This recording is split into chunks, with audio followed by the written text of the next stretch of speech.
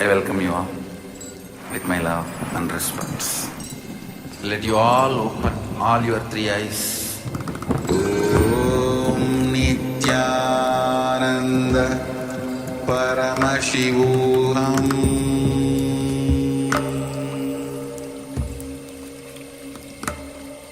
Om Nithyananda Paramashivoham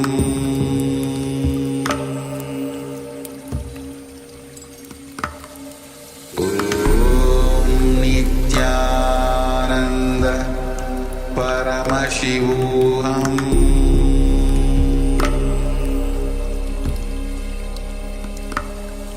Om Nithyananda Paramashivoham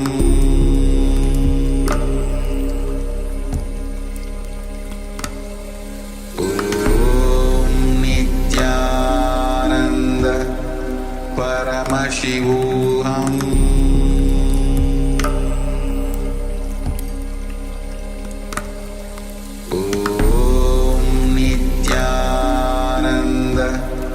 Paramashivoham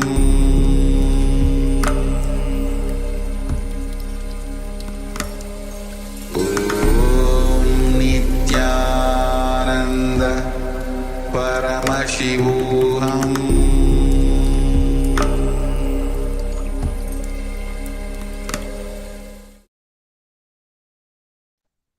Nithyanandam Paramasukadam Kevalam Jnanamurtam Dvandvatitam Gaganasadusham Tattvasyadilaksham Ekam Nityam Vimalamachalam Sarvati Sakshibhutam Bhavatitam Trigunarahitam Sadgurum Tam Namami. Yes, Nityananda, all of you. Welcome after this powerful satsang, and we just had the power manifestation where so many people have just participated, manifested this power of third eye. As it was revealed by Acharya that there are more than 463 powers that Parashara reveals in Vedas and Agamas. Alright, so with this, we'll be entering into the next session. Yes, now we'll be entering into a session on Vedic Renaissance. Now, the whole purpose of KAILASA has been the revival of the ancient enlightened Hindu civilizational nation, Sanatana Hindu civilizational nation, and Swamiji's entire life's hard work of more than 40 years has just been to revive, to preserve all the Vedic knowledge, the Vedic wisdom, and the science of living enlightenment. Now, let us get into the details of why this is important, why this is critical for humanity at large, and why this is the essence to save all of humanity. And we'll listen to Swamiji, the Supreme Pontiff of Hinduism, giving us the insights and the need for Vedic Renaissance. So let us sit back and come to the space of listening and listen in to Swamiji.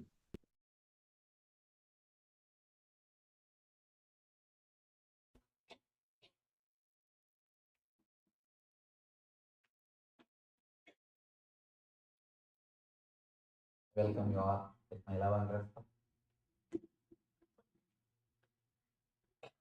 And the representative from the city.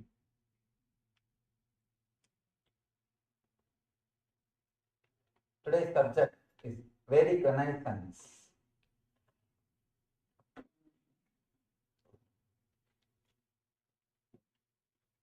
Vedic Renaissance.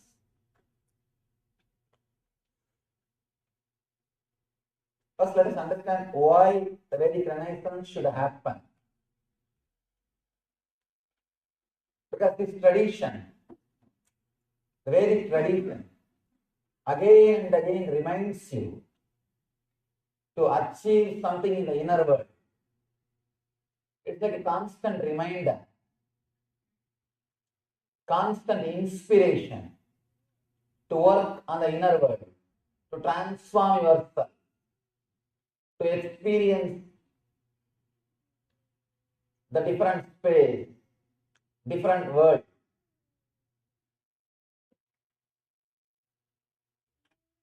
First time in the history of humanity, human beings are enjoying such a luxurious, comfortable life.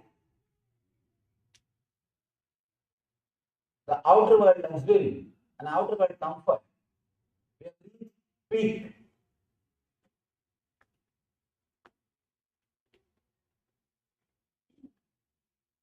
The medical care or the outer world comforts or the communication or luxury, you just can't imagine what you have achieved. Same way, just like how we are in the peak of luxury and comforts, we are in the peak of suffering and misery in the inner world. Humanity has never suffered so much in the inner world. The spiritual poverty, we call that as a spiritual poverty. We are living in a world which is experiencing spiritual poverty. Only Vedic Renaissance can fill the gap, can help the people to achieve peace and bliss. Only with the Vedic Renaissance, people will be able to experience even the comfort and luxuries they have created. Understand? Through the outer world, through the outer science, you may create a beautiful bed, but only with the Vedic system you will have deep sleep.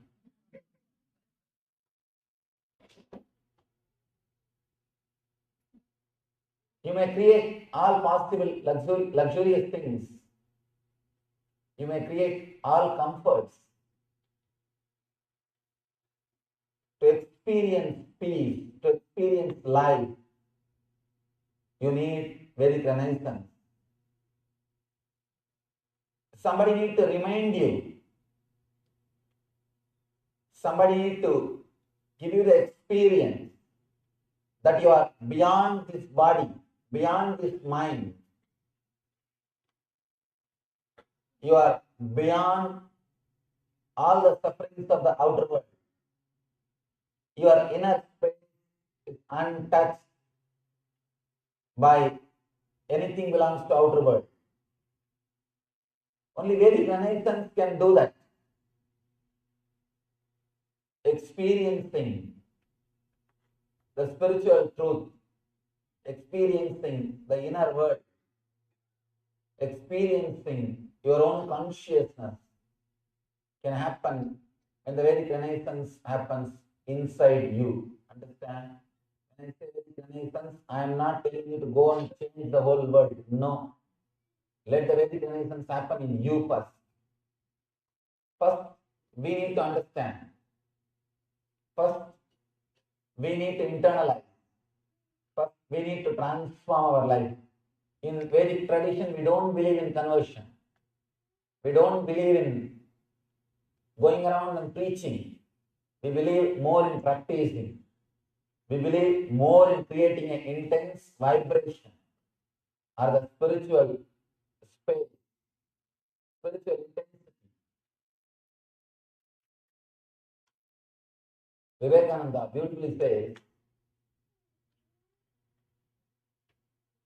the ordinary teacher who is going around and meeting thousands of people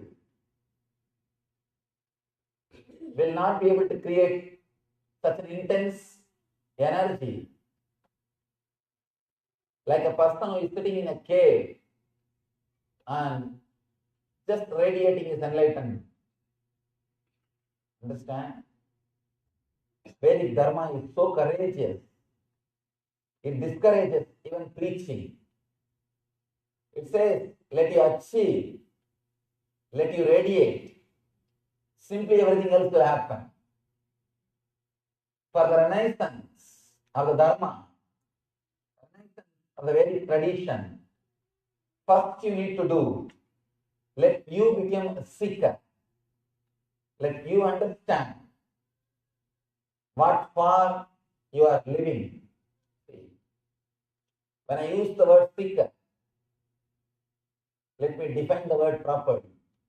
I mean, person who understands the outer world is not everything. Whoever got the clarity, the outer world is not everything. Life is something more than the outer world. Whoever has got the clarity, whoever feels that life is something more than the outer world. Life is something more than what you experience through your eyes and ears. Life is little more than what you experience through senses. Whoever understands life is more than what you experience through your senses, you become seeker. You start seeking, which is beyond these five senses. You start seeking the truth.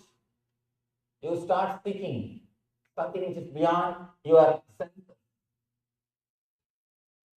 In Sanskrit, we call that mumukshutva, means start seeking something which is beyond your senses. Shankara, the great master, says, Manushyatva, mumukshutva, mahapursha sangama. Manushyatva, having human body. Mumukshutva, seeking towards the higher self. Mahapursha sangama, the experience with the enlightened being. Having the darshan or a touch of an enlightened being. All these three are very rare to achieve. After achieving all these three, if somebody is not enlightened, he is called fool. No other word. Because you have everything and you did not use it. No other word. Shankara says all these three things are greatest things which can happen to any human being. Seeking. First thing, you need to start seeking. Once in a while, when you really feel the life is not under your control, understand? In a civilized society, especially living in a city, you are given a wrong impression by your mind, your life is under your control. I always tell people, go and live in Himalayas for some time. If you live in the Himalayas for some time, you will realize life is beyond your control. You will understand your life can't be controlled just by your logic. It is beyond your control. You will be reminded your logic is not the master. Your logic is not the master. But in this kind of societies, the cities, almost you are very clear about your routine. From morning till night, you know how you will walk, in which car you will use, where you will reach, what you will do, or what you will not do, and how you will come back, and what is your next routine. Even if there is a small accident, you know there is life insurance. There is insurance. Practically, your ego gives an idea. Your logic teaches you. Your logic gives you a sort of a feeling. Your life is under your logic. Unconsciously, you start believing your life is under your logic. That is why, whenever some incident happens which is beyond your logic, which is not under your control, you are totally shaken. You are completely shaken. You are not able to handle. You don't know what to do. Either you fall in depression or you just suffer. You always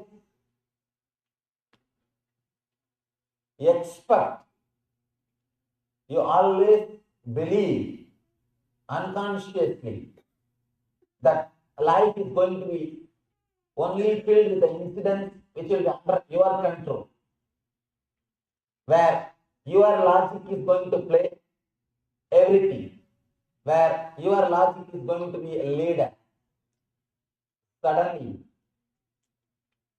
when the truth is told to you. Of course, life again and again reminds you the truth. Your life is beyond your logic, especially when somebody in your family or a friend circle dies or some accident, means losing job or something.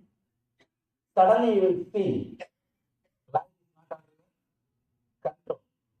Your logic is not the leader. Life is beyond your logic. Life is beyond you. You start seeking. Then you start seeking. Few intelligent people start seeking the law of life. Understand? You know law of the outer world. Whoever wants to understand the law of the inner world, we call that as a dharma. Dharma is the word we use. Law of the inner world means the law of cosmic energy. Whoever is trying to search, whoever is trying to seek, whoever is trying to understand the law of the inner world, he is called mumukshu.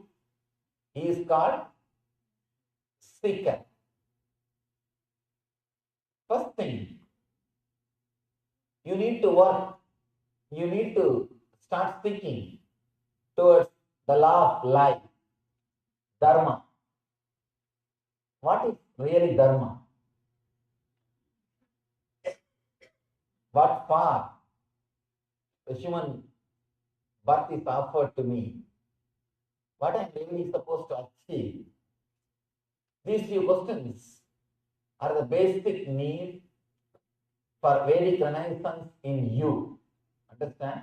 If Vedic Renaissance happens in you all, that is more than enough. Don't bother how to create Vedic Renaissance in others. I've always seen people who are too busy in creating Vedic Renaissance in others will never allow that to happen in themselves. Because they are too busy looking at others, chiseling others, working on others. They forget that they need to work on themselves. They forget they need to work on their own being. Many people come and ask me, Swamiji, how should I express my gratitude to you? I feel I received so much. How can I help? I always tell people, just meditate. That's the best thing you will do for me. That's the greatest service you will do for me. People ask me, no. Should I do something for your mission? I tell them, first work towards enlightenment. That's the best thing you will do for my mission. People who try just to work for mission without working towards enlightenment, they will be the biggest problem creator. They will create only politics. They will create only politics.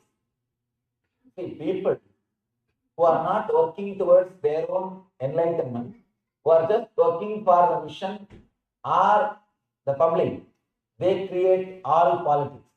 They create all difficulties. They create all problems. If you start doing service without having enough of inner maturity, you will only create more problem for people. You will create trouble so that you can start serving. I have seen people first to create trouble, then start serving. See, unless you create trouble in the world, how will you start? You will be jobless. So people who want to serve will create first problem. And same I have seen the so-called teachers. Just because they should start teaching, they will create the problems which does not exist. Which does not exist. I have seen the so-called teachers who themselves are not become enlightened, who start teaching. If a person is not enlightened and if he starts teaching, he will create more problem to society than what they have already. See, an enlightened person will live in a totally different way. Your logic or your mind will never be able to put that person in a frame. You can't put him in one frame. But with the teachers, you can always expect how they will behave, how they will be. And you can always expect, you can put them in one frame. So it is easy for your mind to believe teachers. It is difficult to trust masters because masters' first work will be shaking you. I always tell people, if you feel that you are totally shaken, whatever you believe, whatever ideas you carry is shaken, be very clear that master started showering his compassion on you, his grace on you. Only when he showers his grace, only when he showers his compassion, your whole being will be shaken. Your whole being will be transformed. First thing you need to understand for Vedic Renaissance is seeking. Let the seeking start happening inside you. The big problem with our mind. Whenever you listen these great words, for a few days you will really cherish them. But again, slowly your old inner chattering will come back. Your old mental setup will come back. When your old mental setup comes back, over. You are again running. The peer pressure or the society just makes you run. You are running towards the goal which is not going to give you fulfillment and which never makes you feel alive. I always tell people, great difficulty in a rat race is, even if you win, you are a rat. Even if you win, you are just a rat. Run, what far? You don't even know. Many times people tell me, no, take care of basic needs. But once you know that you have enough of basic needs and all the things are taken care of, after that you think you will stop? Now you are habituated for running. See, by that time you achieve everything to relax and enjoy. Now you are trained to worry. You are trained to run. If you stop running, you feel lonely. You feel something is missing. You feel something is seriously absent in your being. You feel something more needs to be added. Something needs to be achieved. The seeking is the basic quality. First thing for Vedic Renaissance. The next thing, very important truths.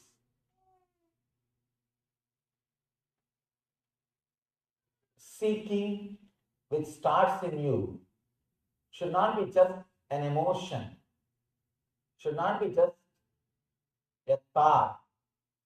It should be a deep understanding.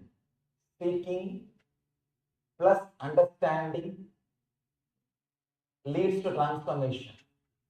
Just seeking. See, if you are just a seeker, anybody can give you words. Anybody can tell words to you. And it can be used for anything. You can be used. When the understanding is added to the seeking, you will see you are more balanced. When I say understanding, please understand this word understanding very clearly. Because this word is a very important thing. Use only one scale to measure what you are taught is right or wrong. Whatever ideas you are taught by masters or books, does it add more and more honesty in you? Means truthfulness in you.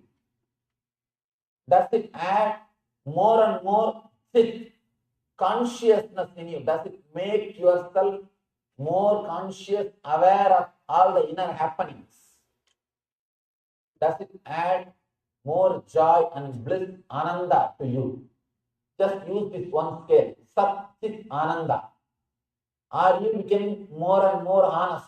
Sat, truthful. Are you becoming more and more Chit, aware, conscious? Are you becoming more and more Ananda, blissful, by the teachings or the master? This is what I call understanding. Please understand. Flood all the truth or message which you are receiving with this one idea. Are you becoming more and more intelligent, truthful? Only an intelligent person will be truthful in his life. Are you becoming more and more aware? Sit. What is happening inside you?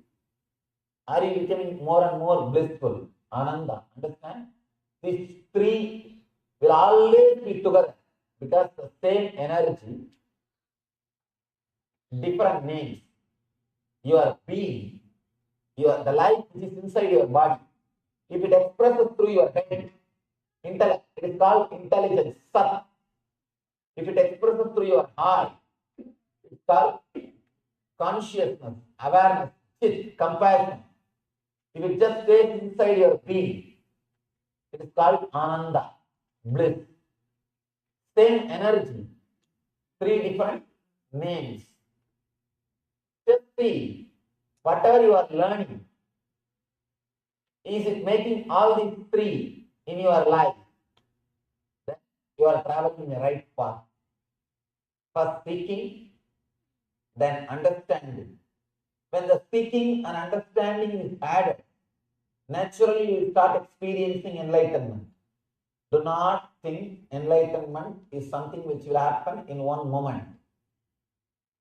It will happen in one moment in the end, in a different way. But as of now, if you understand enlightenment as a gradual process, it will really help you. Enlightenment experience or the truth will be a sudden explosion, sudden experience.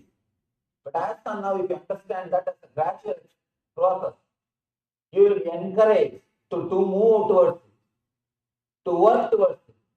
If you think of only the sudden enlightenment, that one flash, every chance you will fall in depression. People ask me, Swamiji, I did 2-day meditation, I did not become enlightened. God, I think he is waiting when you will close your eyes so that he can appear in front of you. I think he has got much better job.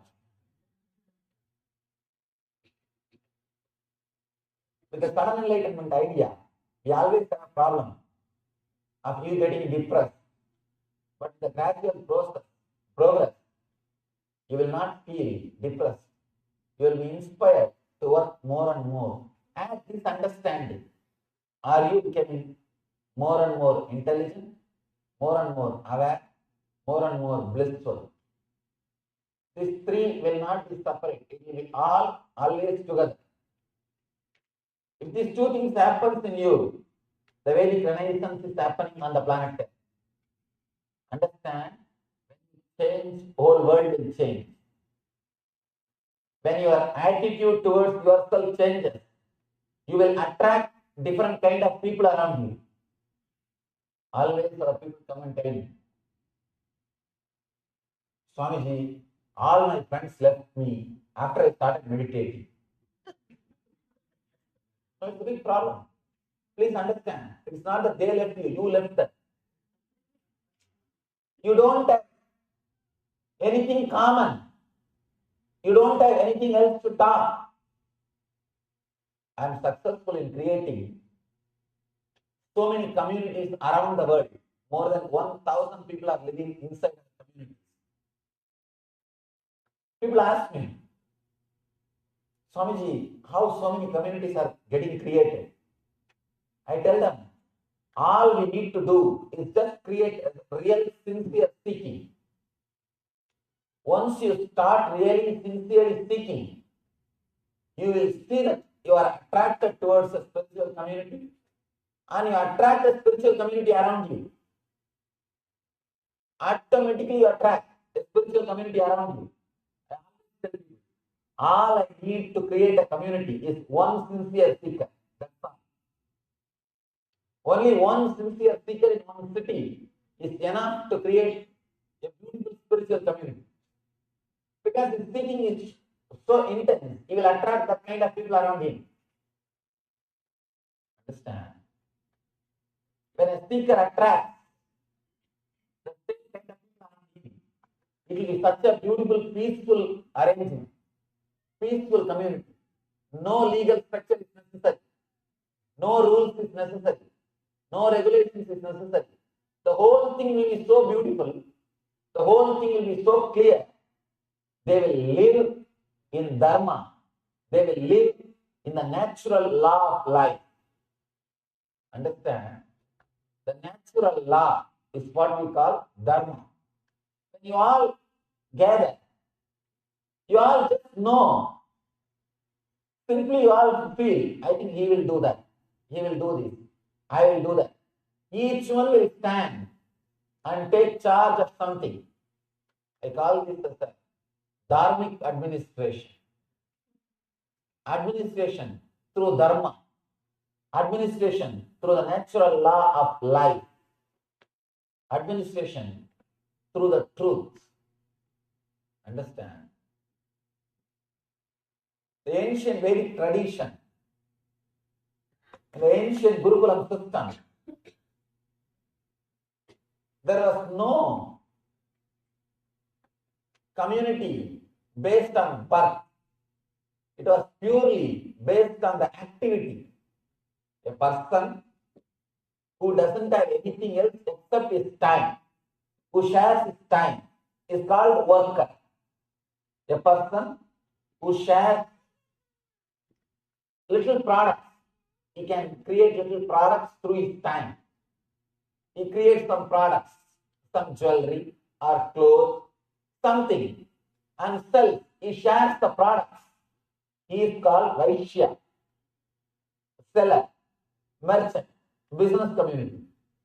A person who shares confidence on an ideology, who inspires people to stay together, who keeps the whole thing alive, who is father of the community, he is called Kshatriya, the warrior community, or the inspirer.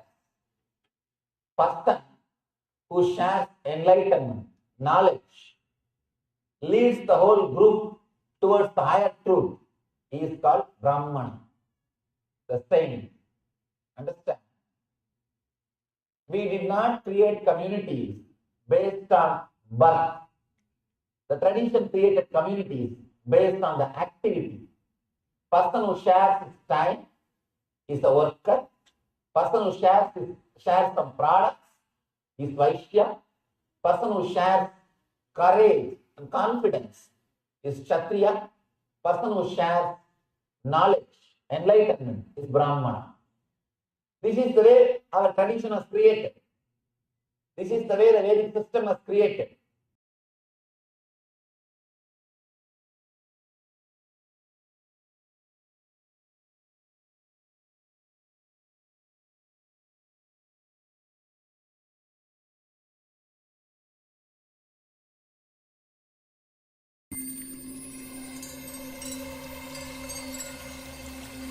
I welcome you all with my love and respect. Let you all open all your three eyes. Om Nithyananda Paramashivoham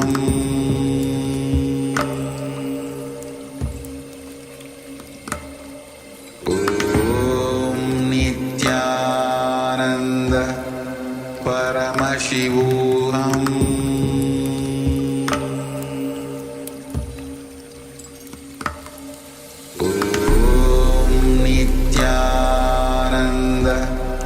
Paramashivoham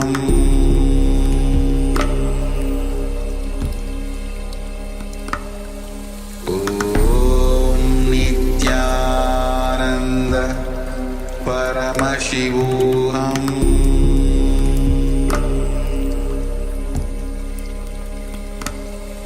Om Nithyananda Paramashivoham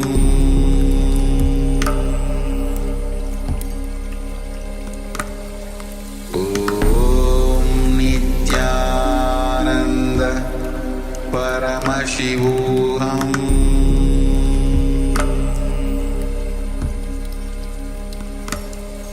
Om Nithyananda Paramashivoham. Yes, after the profound revelation about Vedic Renaissance and what the purpose of Kailasa is, now let us move into the next session. Here we are going to listen to the Supreme Pontiff of Hinduism breaking all our understanding about time. What really time is? Is it really what we understand as it is, or is it something more?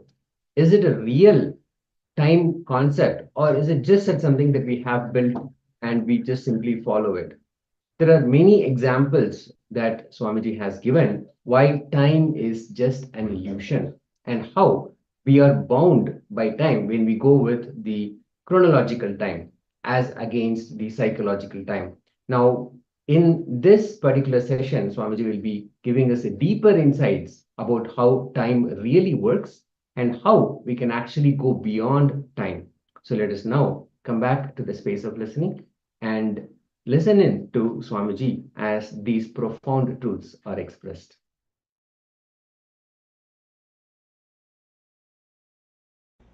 Your future is available to you.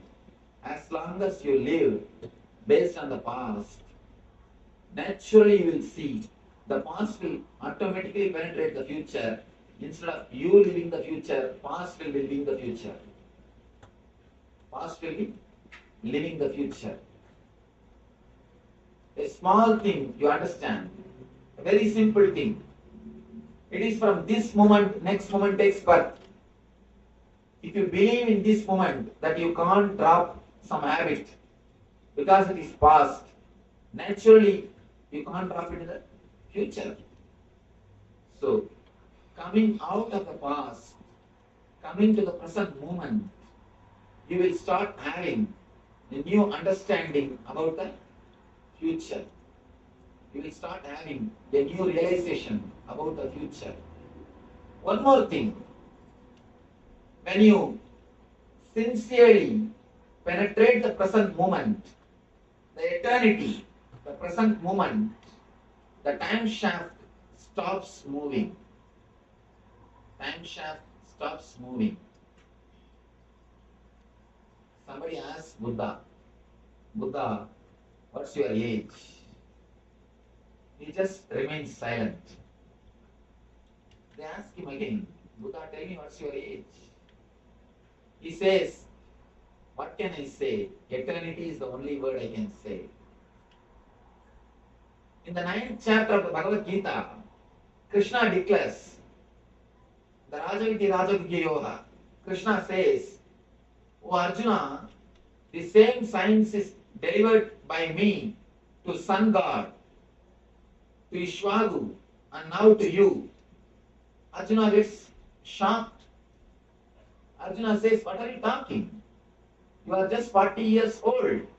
But Sun God and Ishwagu are all 5,000 years old.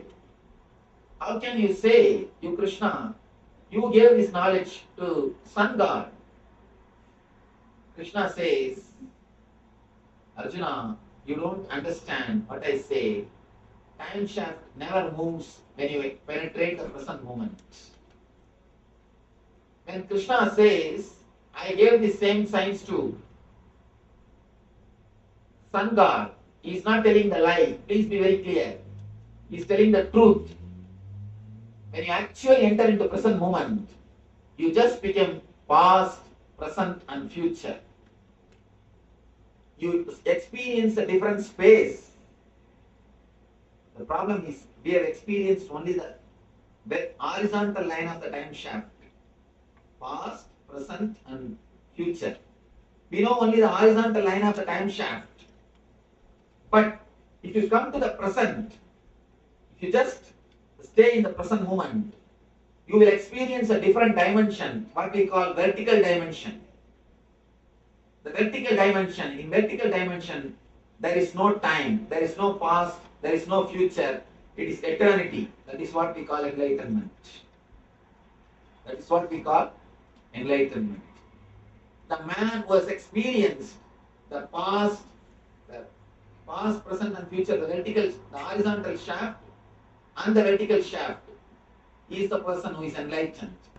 When you die in this horizontal shaft, horizontal space of past, present, and future, when you die in this horizontal line, you will experience a vertical line, which is different space, timeless, spaceless zone, what we call as Chidakasha. What we call as Chidakasha in Sanskrit. That is why again and again our masters declare, it is eternity, it is eternity, it is eternity. All our idea of time and the past and the future is just an idea.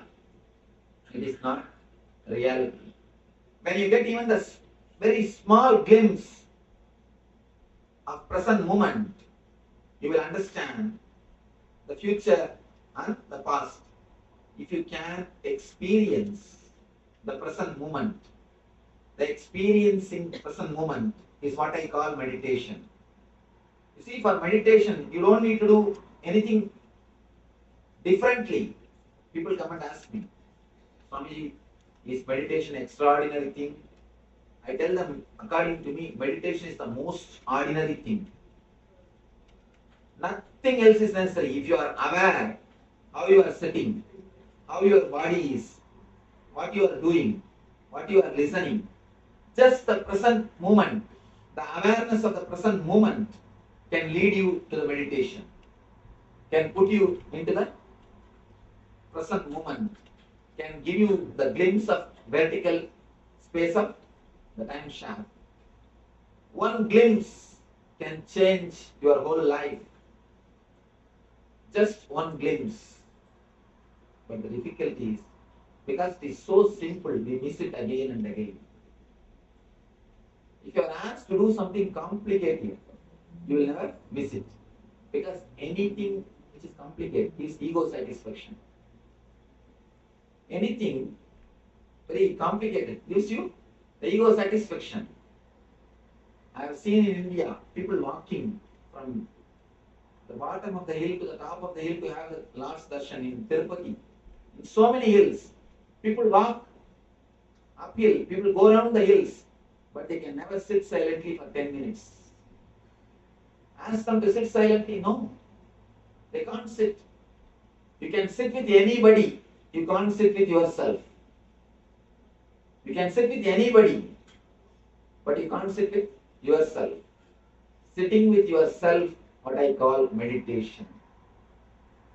If you can sit with yourself without even having thinking or any words in your mind, you will experience the glimpse of time shaft.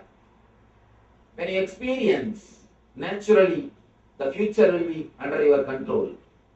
People come and ask me, Swamiji, can you predict my future? I tell them, I can change your future. Why do you bother about predicting the future? Don't bother about predicting the future. There are thousands of fools sitting and predicting the future continuously. Go to India, under every banyan tree, one guy will be sitting with a parrot.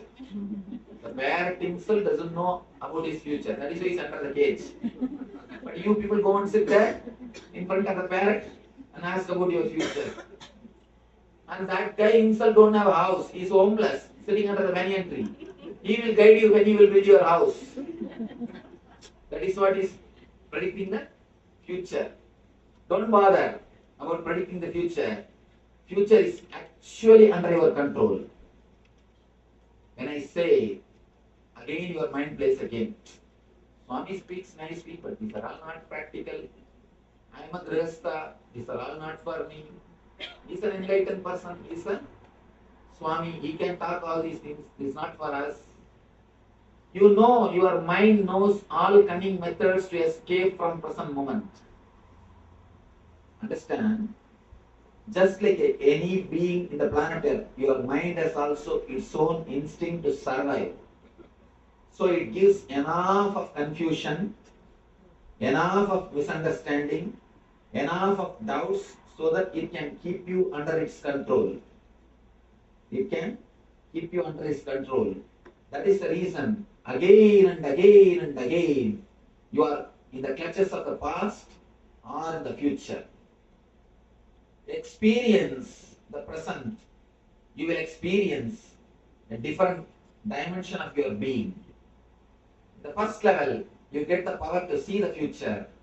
The next level, you get the power to change the future. In the third level, you understand there is no past and future. In the first, you start seeing the future. In the next, in the intellectual level, you start seeing the future. In the emotional level, you get the power to change the future. That is what I say. Shakti to make your dreams into reality. In the third level, you get the buddhi. The reality itself is the dream. The whole reality is your dream. That's a beautiful story. A great Zen master, an enlightened master, he wakes up from the bed every morning and starts sleeping suddenly. Starts sleeping. Disciples are all surprised. What happened? Master, what happened to you? You are an enlightened person. Enlightened person is not supposed to cry. You cannot cry.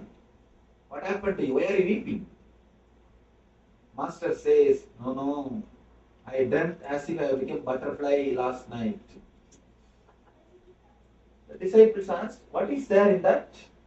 After all, a dream. Forget about it. Now you have become all right. You are here. Why do you bother about dreams? Forget. Drop it. Why are you crying for that? Master says, no, I don't understand whether I dreamt that I became butterfly or that butterfly is now dreaming that it has become a master. Whether I dreamt I became butterfly or that butterfly is dreaming now that it has become master. I do not know. I am not able to understand. That is why I am weeping. Understand one thing.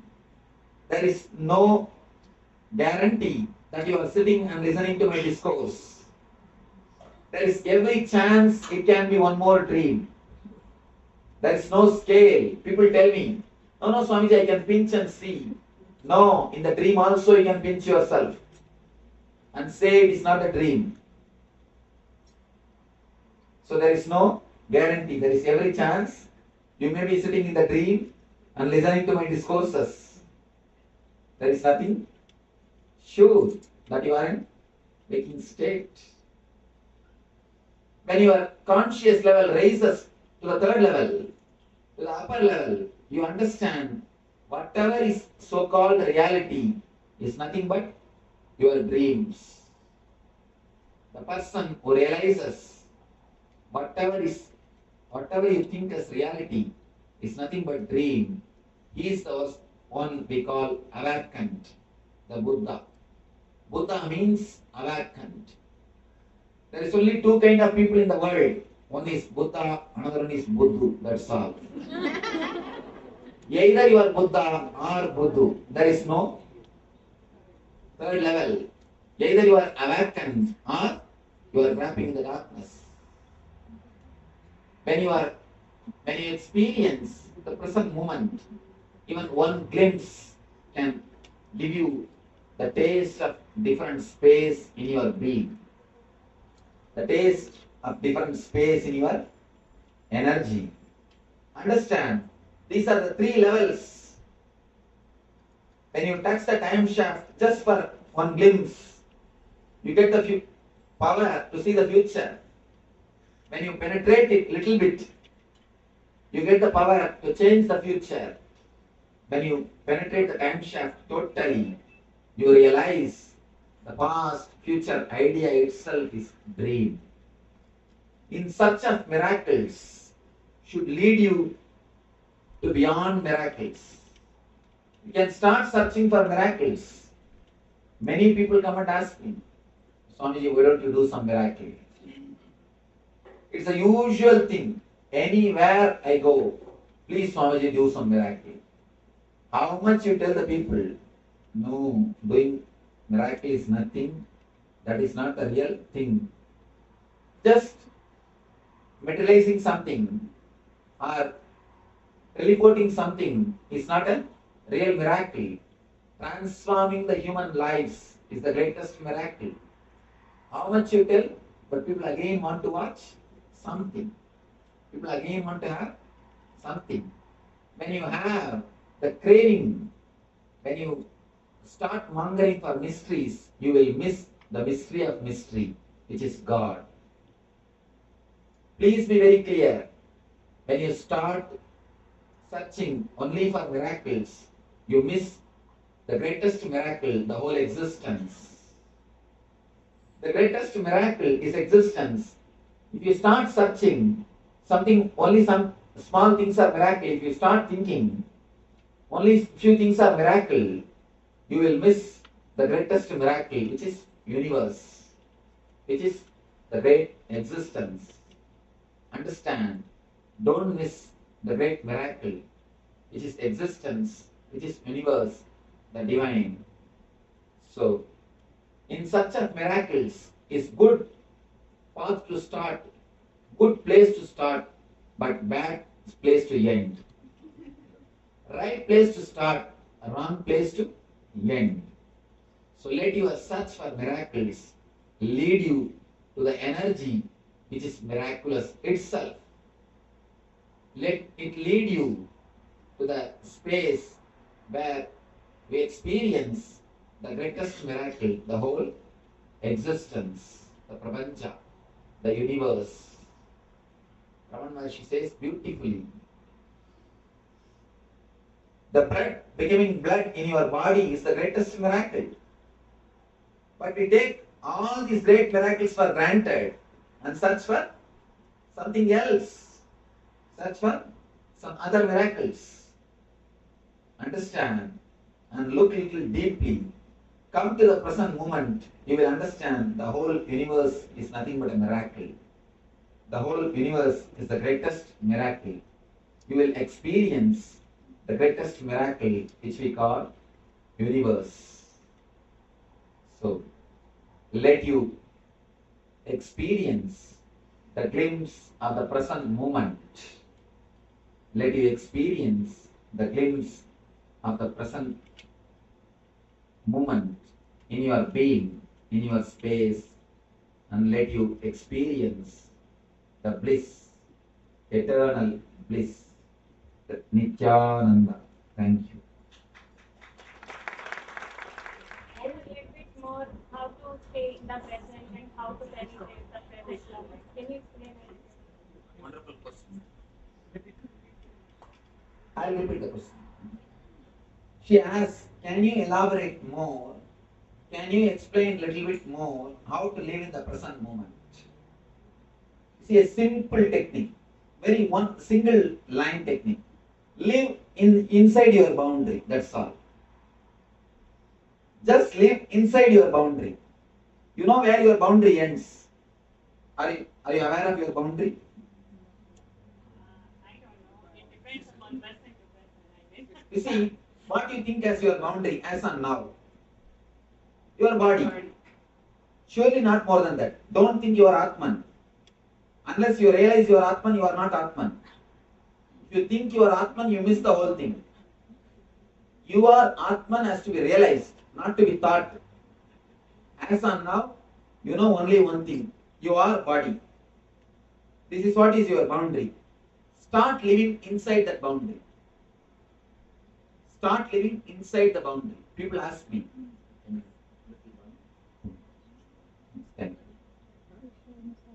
People ask me, Swamiji, should we renounce to become enlightened? I tell them, you don't need to renounce anything which you have. Just renounce what you don't have, that is enough. The future is, you don't have the future now in your hand. Just renounce that, that's enough. The past and the future, you don't have. Renounce what you don't have. That is enough. Live what you have. The present moment. You see, the body is what you have now. This is your boundary. Start living inside your boundary. Just a minute, I will finish this answer, then you can question. We always create a next doubt. Swamiji, if I start living inside my body, stop thinking about the future, how will I chronologically plan my day-to-day activity? I tell you one important thing. To plan your day-to-day activity, your chronological planning never takes your energy, never sucks your energy. 99% of your energy is sucked by psychological worrying, not by chronological planning. If you just do the chronological planning, you will never feel drained. You will never feel stressed out. But 99% of your energy is sucked, wasted, just by psychological worrying. Start living in the present moment. Whenever you remember, when you are driving the car, if you remember, suddenly do only one thing. How your hands are holding the steering. How comfortably you are sitting. Just feel how your legs are placed. How your body is. Just witness what is happening inside your body. What is happening inside your mind. Just be in the present moment. Whenever you remember. Again and again and again. When you are walking, when you are sitting, when you are talking, when you are eating, when you are doing things, again and again, be in the present moment. You will see, you will have a glimpse of time shaft. Yes, please. Your question. You answered it. Thank you. Yes. How do you drop guilt from the past? Understand one thing. Sorry. He asks how to drop the guilt from the past. One simple story you need to understand. There was a great rishi doing tapasya in the forest. He is doing tapasya. He has not become enlightened. One night, midnight, one thief came to his house, his ashram, and asked for a place to stay for that night. The rishi doesn't know he's a thief. He said, please come and stay. He gave the place, he gave the food, everything. Next day morning, the thief is leaving the ashram. He said, oh Swamiji, I am very grateful for you. You helped me in the midnight. I am grateful. Please bless me. I am now leaving. Then the rishi asked, who are you? What you are doing? He declared, I am a thief. Yesterday night only I have stolen from the palace and I was escaping. You gave me the place and saved me. Thank you. He told and left. Now the rishi started feeling guilty. He started praying to God intensely. Oh God, please forgive me. I have done such a big sin. I gave food and shelter for a thief. How big sin it is. He started weeping profusely, asking God to forgive him. Suddenly he heard a voice from above. That voice is also weeping profusely. The rishi asked, oh God, why are you weeping? I am weeping, I have done a sin. Why are you weeping? God says, you have given food and shelter for him only one day. You say that is a sin. I am giving for 365 days. What do I? Where can I go and wash my sin? Understand? The moral of the story is, only you have the idea, saint and sinner. God never has got that idea. Society rubber stamps you as a saint or as a sinner. All the rules are created for the harmonious living. Please understand. All the rules are created. What for? To live a harmonious way. You will not kill me so that I will not kill you. Both of us will live happily. That is the basic understanding. In course of time, it has become a law. That's all. So all rules, all regulations are created to live a harmonious, happy life. That's all. But the moment you internalize the rules, the moment you take them seriously, beyond the understanding. See, as long as you follow the rules with understanding, your life will be happy. When you start following the letter instead of spirit, you start creating a guilt. If you want to go beyond the law, if you want to escape from the law, do only one thing.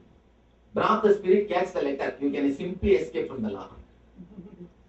When you catch the letter, leaving the spirit, you can legally go beyond the law. You can legally go beyond the law. Whenever you catch the spirit, you never fall in guilt. Whenever you catch the letter, you fall in guilt. There was a small incident which happened in a South Indian monastery. In that monastery, there was a pet cat. There was a cat. That Swami used to love that cat very much. He used to take care of that cat.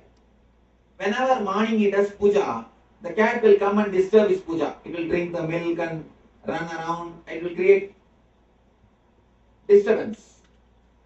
So one day that Swami decided, before starting the puja, he told the disciples, I come catch the cat and cover it with a basket. Then I will start the puja.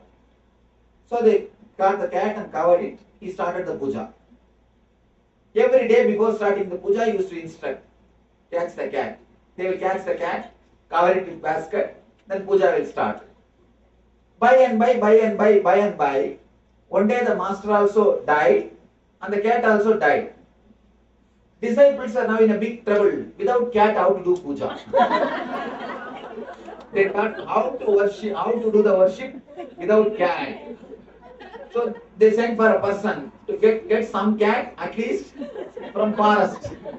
They brought the cat, covered it with basket, then puja started. And after a few days, getting cat has become a big difficulty. Every day, how will you get one new cat? And naturally, getting cat has become a big difficult. Finally, the disciples said, you see, it has become Kali Yuga, Iron Age. When you can't get the cat, how can we do puja? All right, stop the puja. Whenever you miss the spirit and catch the letter, you do the same mistake. So whenever you have the guilt, look a little deep. Look a little deeply. You will be catching the letter, leaving the spirit. Don't leave the spirit. Don't catch the letter. Actually, Master is the finger pointing to the moon. Master, enlightened Master is finger pointing to the moon. If you see the moon, you will exactly realize or you get the benefit of the Master. What for you go to the Master? To see the moon only. He is the finger pointing to the moon. If you see the moon, you are enlightened. You really achieved what has to be achieved. But the problem is, you don't see the moon. You catch hold of his finger and hand. You catch hold of his finger and hand. When you catch his finger and hand, naturally you also miss the moon. Because you are catching and hanging, the hand will change. The next generation also will miss the moon. Next generation also will miss the moon. Whenever you catch the spirit, you will never create guilt. When you catch the letter, you will always have guilt. I always tell people, don't catch Nithyananda, catch Nithyananda. Catch Nithyananda. Catch the spirit, catch the energy, not the form. I always tell people, when you imbibe the eternal bliss, Nithyananda, you will see Nithyananda will be there. When you stop imbibing the energy, you will naturally, even if the form is there, you will miss it. You will not have it. In your life, in the Vedanta, see, the rishis are such a courageous people. Rishis are the only people on the planet Earth who declared their literatures can be updated. All messiahs, all masters have not accepted that their words can be updated. Rishis have declared Smritis can be updated. There are two kinds of scripture in Vedanta, Shruti and Smriti. Shruti means the literature which speaks about Atmajnana, Upanishad. That is the ultimate. there is a second kind of literature, Smriti, which says about day-to-day life, the social law. Our rishis are so bold, they declare Smriti can be updated day by after every yuga. You see, the Smriti means the day-to-day law. If you catch hold of the day-to-day law, that only creates the guilt. Don't get caught by the day-to-day law. Understand and update the Smriti. When the software can be updated, why not Smriti? When you stop updating, you stop growing. Freedom is the basic condition for growth. Our rishis have clearly declared Smritis can be updated. One more thing. Where is the rule? What is right and wrong? Tell me. In some place, in some country, in some religion, vegetarianism is the rule. In some other country, non-veg is the rule. In some place, this is right. In some place, this is wrong. See, what is food for somebody is poison for another person. So, the morality is supposed to be based on consciousness, not on conscience. If it is based on conscience, it is just skin deep. It is just skin deep. Please be very clear. Of course, I don't say go and do all the mistakes, no. But I tell you, any morality should be based on understanding, not on fear and greed. If it is based on the hell and heaven concept, you will miss the whole thing. You will miss the whole thing. I always tell people, morality should be based on consciousness, not based on conscience. See, for children, you need to tell, if you don't do this, I won't give you candy. If you do this, I will beat you. For children, it is okay, based on fear and greed. But even after growing, if your morality is based on fear and greed, you are immature, you are not grown. Stand up. It is time to prove you are a grown-up person. Don't carry the same mental setup. It is time that your morality should be based on maturity and consciousness, not based on hell and heaven concept, not based on the idea of fear and greed. How long you can have your morality based on fear and greed? No, you can never. So come out. I always tell people, I don't believe in conscience, I believe in consciousness. Conscience is a poor substitute for consciousness. Consciousness is natural, conscience is societal. Conscience is given to you by society. If you are born and brought up in a Vaishnavite family, non-veg is a great sin for you. If you are born and brought up in a Islam family, non-veg is a usual thing for you. So it is just societal, not natural. So drop all your foolish guilt. Again and again understand. The very understanding is enough. Do you say, Swamiji, I understand fire will burn, but again and again I have temptation to put my hand? You don't say that. When you understand fire will burn, you drop. You keep yourself away from fire. Understand, guilt is just foolishness. And naturally you can keep yourself away from it. Thank you.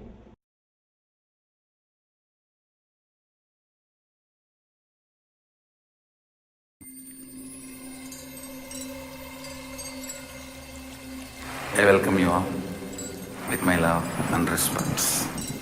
Let you all open all your three eyes.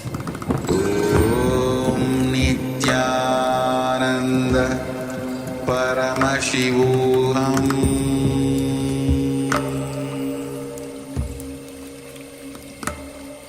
Om Nithyananda.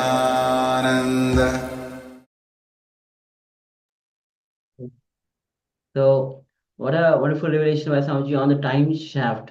Only when you are in the present, you'll be able to penetrate the time shaft. Then you'll realize time shaft does not move. It does not change. And that's how Swamiji shares the example of two beings. One Krishna, where Arjuna Krishna says that the same signs I had given to Lord Surya and Ikshvaku. And Krishna was shocked. He said, "You are just 40-year-old, and how you're talking that the signs you have given to Ikshvaku and Lord Surya?" He says, "You're not understanding, Arjuna. This I'm talking about the signs which uh, I am beyond from the consciousness. It's you're looking at the body, but I'm talking from the space which is beyond the body." And he shares the example of Buddha as well, where somebody asks him, "What is your age?" He just smiles and says, "What can I say other than eternity?" Yes.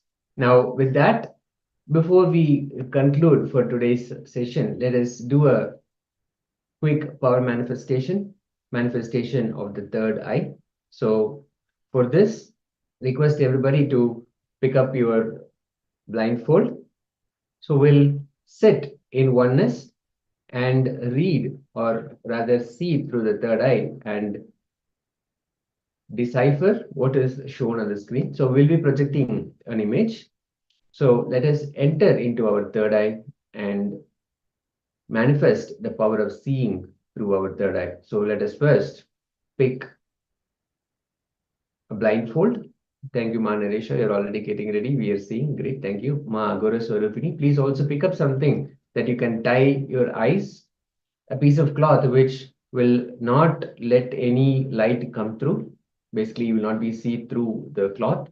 So pick up something, and others also, Kylie Wong, Chen Xia Fong, and Ma Jnana Swarupini, Ma Yoga Jnana, Ma Mahasatya, Ma Paramasatya, Ma Jnana Lupananda, Luke Shulon. All of you, please request everybody to start your camera so we're able to see and communicate with you and guide you through this process. And for those of you who have already taken the eye bands and tied over you, let us first connect with Swamiji. Thank you, Ma. Ma Ganalo Lupananda. Thank you. Now, yes, first, let us sit straight, sit in a very comfortable space.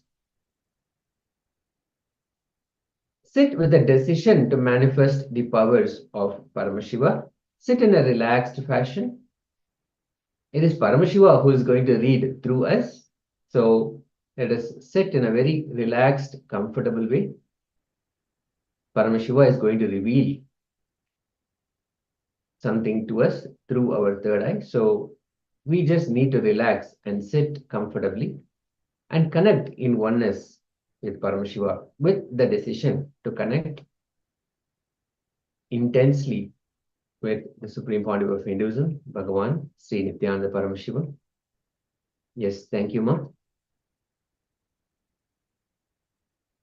Sitting comfortably, closing our eyes, connecting deeply with Swamiji. Visualize that Swamiji has happened, landed in your third eye region. Ask Swamiji to reveal what is being shown. In just a moment, we'll be projecting the image. Let us chant the Mahavakya again and again and intensely connect with Swamiji, asking for what is being shown to be revealed to you. Let's chant the Mahavakya. Om Nithyananda Paramashivoham Nithyananda Paramashivoham Om Nithyananda Paramashivoham. Continue to intensely connect as we project the image.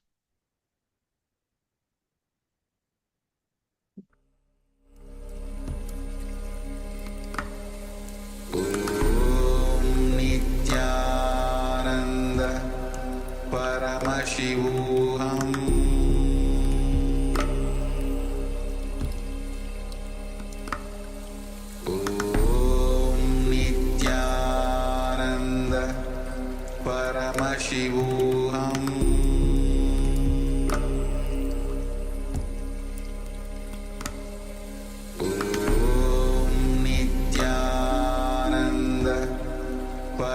Paramashivoham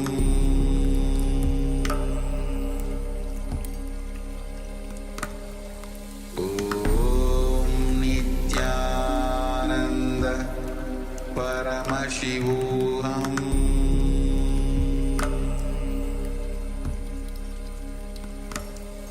Om Nithyananda Paramashivoham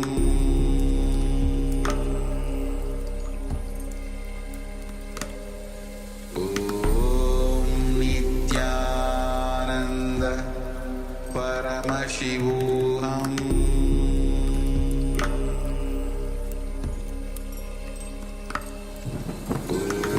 Om Nithyananda Paramashivoham Om Nithyananda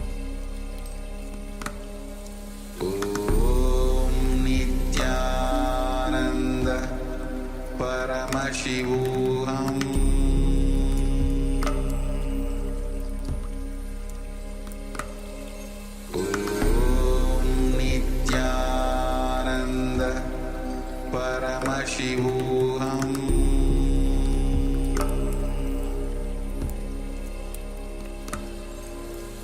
Om Nithyananda Paramashivoham Om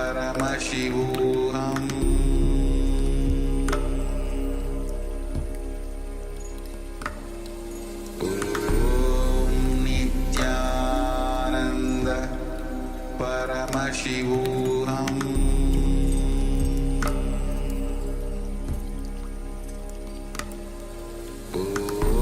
Om Nithyananda Paramashivoham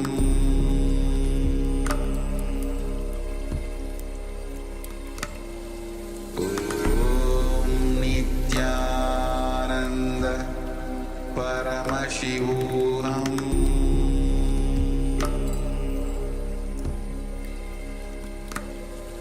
Om Nithyananda Paramashivoham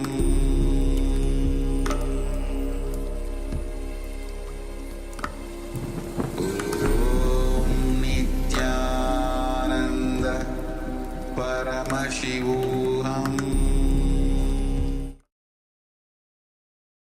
Yes. Now, let us slowly, very slowly open our eyes and relax.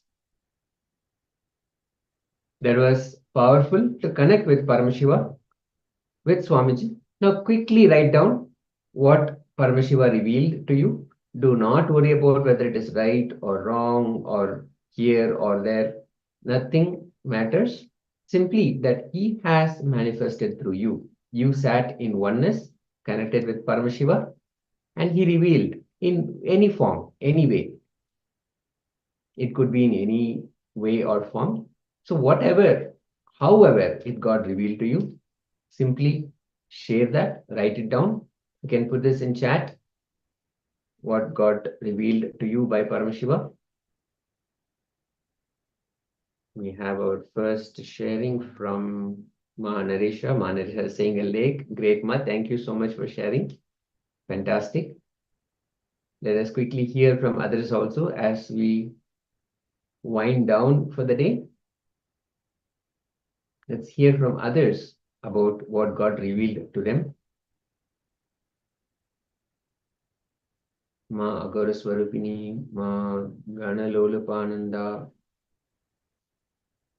Many of you had manifested and golden butterfly, a river, a house. Fantastic. Thank you for sharing.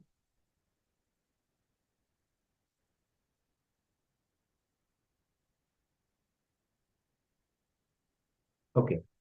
Anybody else? Ma Yang Yan Hong. You can also quickly share with us. Yes, thank you so much. Pink, blue, and white sky. The golden sunset, white seawater, the reflection of the sky. Fantastic, beautiful visions. Great. Thank you so much for sharing this also, Ma. Thank you.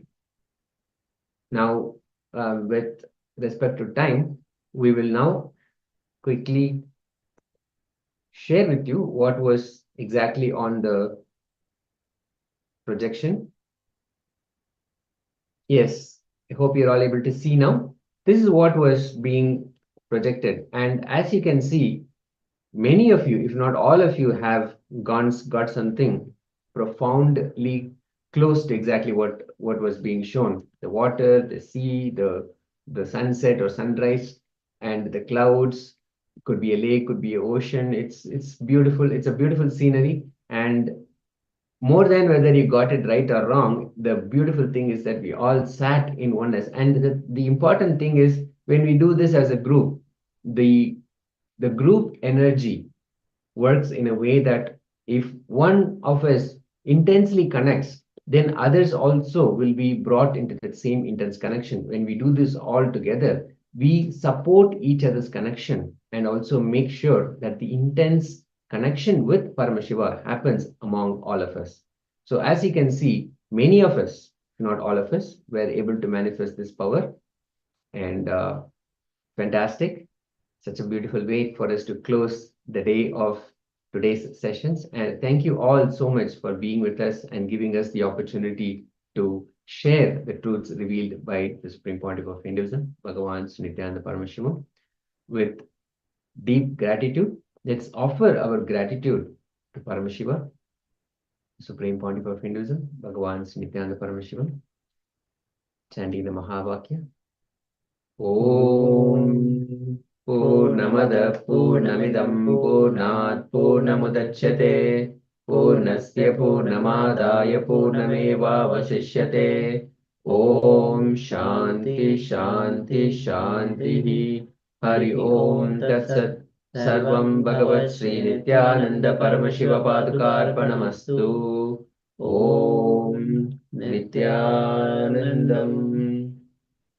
Thank you all so much. We'll see you tomorrow at 7 a.m. New York time for the yoga session. Do not miss the yoga session. Until then, Nithyanandam, thank you.